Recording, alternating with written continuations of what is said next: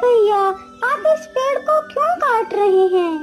अरे चिड़िया बहन, मैं यह पेड़ काट कर अपने लिए एक नाव बनाऊंगा। लेकिन भैया, कृपा कर आप इस पेड़ को मत काटिए। इसी पेड़ पर मेरा घोंसला है जिसमें मेरे अंडे रखे हैं। यदि तुम इस पेड़ को काट दोगे तो मेरे अंडे नीचे गिरकर टूट जाएंगे और मेरा घर बर्बाद हो जाएगा। कृपा कर आप कोई दूसरा पेड़ काट लीजिए। अरे अरे, माफ करना चिड़िया बहन, मुझे पता नहीं था कि आपका घोंसला इसी पेड़ पर है। नहीं तो मैं इस पेड़ को कभी नहीं काटता। चलो चलो, मैं कोई दूसरा पेड़ काट लेता हूँ। हरीराम फिर से दूसरा पेड़ ढूंढने लगता है।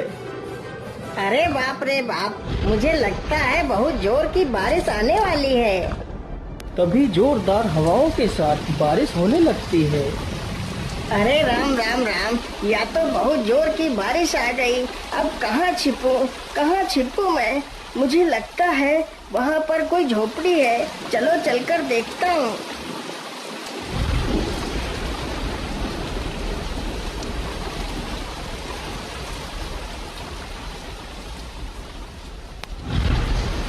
बाबा, मैं एक मछुआरा हूँ।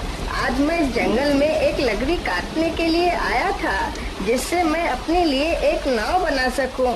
लेकिन लकड़ी तो मुझे मिली नहीं। तभी जोर जोर से बारिश होने लगी। कृपा कर मुझे आज रात भर के लिए अपनी झोपड़ी में रुक जाने दीजिए। सुबह होते ही मैं यहाँ से चला जाऊंगा। ठीक है बेटा, तुम अंदर आ जाओ। जैसे ही हरीराम अंदर जाता है तो देखता है एक बूढ़ी महिला खाना बना रही है। हरीराम चुपचाप जाता है और कोने में पड़ी एक चटाई पर लेट जाता है। तभी वह बुढ़िया उस बूढ़े व्यक्ति से कुछ कहती है। ऐसा लग रहा था जैसे कि वह दोनों हरीराम से कुछ छुपा रहे हों। अरे अरे, यह दोनों आपस में क्या बात कर रहे हैं?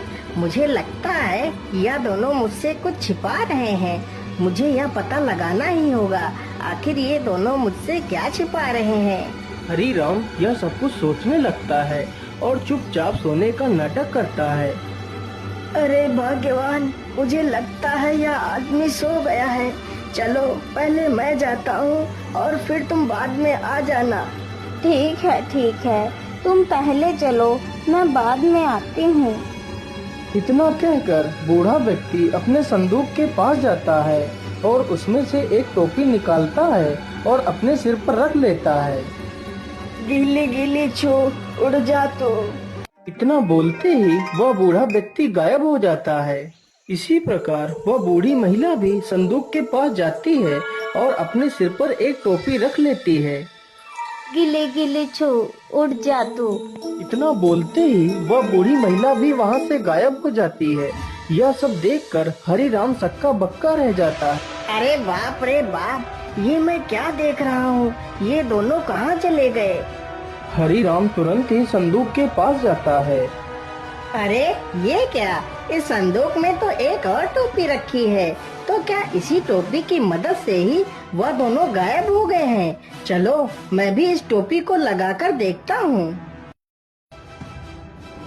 मैंने टोपी तो पहन ली। चलो अब जल्दी से वह मंत्र बोलता हूँ। क्या बोला था उन दोनों ने?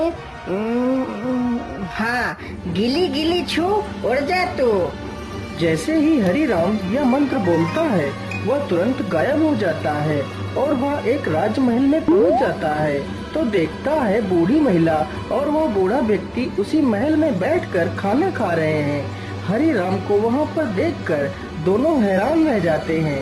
चलो चलो भाग्यवान, जल्दी से हम सारे बर्तन अपनी झोली में डालकर यहाँ से निकल लेते हैं।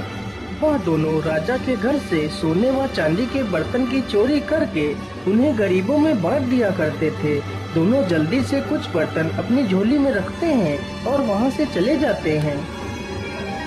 अरे वाह, क्या बात है! चलो मैं भी जल्दी से कुछ बर्तन उठा लेता हूँ। लेकिन इतनी जल्दी भी क्या है? चलो थोड़ा सा स्वादिष्ट भोजन का आनंद लिया जाए, फिर आराम से चला जाएगा। इतना सोचकर हरीराम खाना खाने लगता है। अरे वाह, खाना तो बहुत स्वादिष्ट था। ऐसा स्वादिष्ट खाना तो मैंने अपने जीवन में पहली बार खाया है। लेकिन अब मुझे खाना खाने के बाद बड़ी नींद आ रही है। चलो थोड़ा सा सो लेता हूँ, फिर आराम से चला जाऊंगा। इतना कहकर वह वहीं पर लेट जाता है और सो जाता है। उसे सोते सोते सुबह हो जाती है। तभी वहाँ पर राजमहल का रसोइया आ जाता है। अरे चोर चोर, कोई पकड़ो इसे, आज यह चोर हमारे हाथ लग गया है। इतना सुनते ही सैनिक हरिराम को दबोच लेते हैं और राजा के दरबार में पेश करते हैं। महाराज, मुझे छोड़ दीजिए। मैंने आपके घर में कोई चोरी नहीं की है। मैं चोर नहीं हूँ, मैं तो एक मछुआरा हूँ।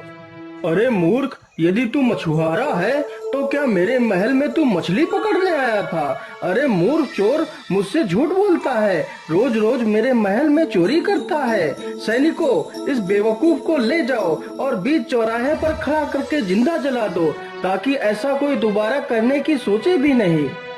राजा का आदेश होते ही सैनिक हरिराम को बीच चौराहे पर ले जाकर एक मजबूत लक्कड़ से बांध देते हैं।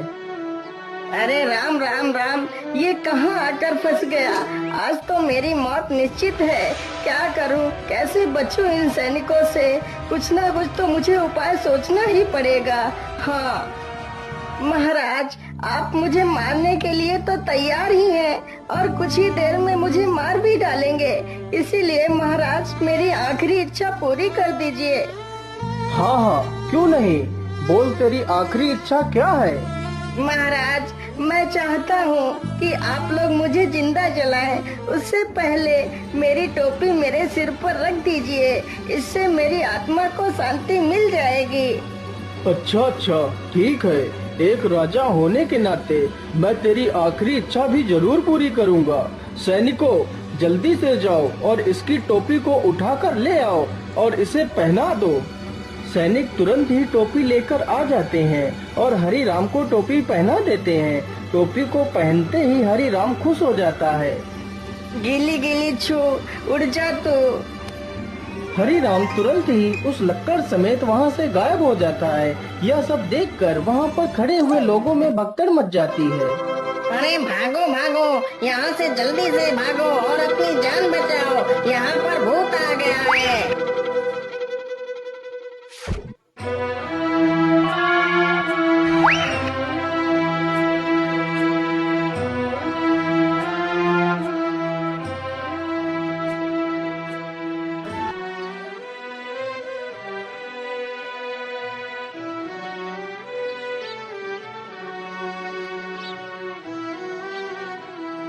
अरे ये मैं कहाँ आ गया हूँ? मुझे लगता है मैं अपने गांव वापस आ गया हूँ।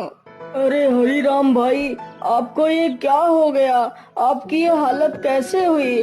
आप तो इतने दिनों से मछलियाँ भी पकड़ने नहीं आए। अरे हरिया भाई, इतने सारे सवाल बाद में पूछ लेना, पहले मुझे इस रस्सी से खोल दो। हाँ हाँ, क्यों नहीं हरिराम भाई, मैं अभी आपको रस्सी से खोल देता हूँ।